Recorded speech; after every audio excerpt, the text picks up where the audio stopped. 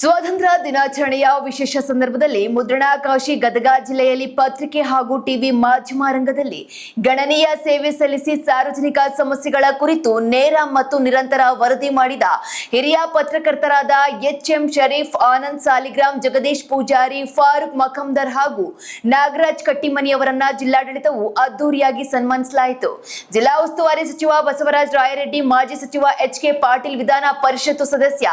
S V Sankanur, ಜಿಲ್ಲಾಧಿಕಾರಿ CN Sridhar ಹಾಗೂ SP Rohan Jagadish ಸೇರಿದಂತೆ ಹಲವು ಗಣ್ಯರು ಹಾಗೂ ಹಿರಿಯ ಅಧಿಕಾರಿಗಳ ಸಮ್ಮುಖದಲ್ಲಿ ಈ ಕಾರ್ಯಕ್ರಮ ಅತ್ಯಂತ ಯಶಸ್ವಿಯಾಗಿ ಜರುಗಿದೆ.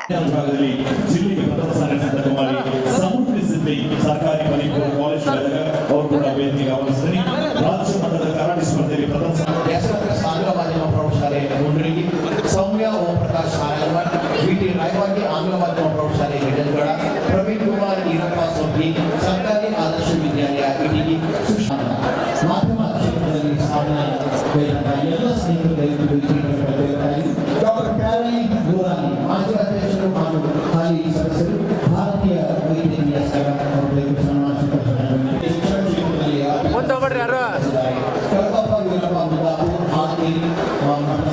ರಾಜ್ಯ ಮಟ್ಟದ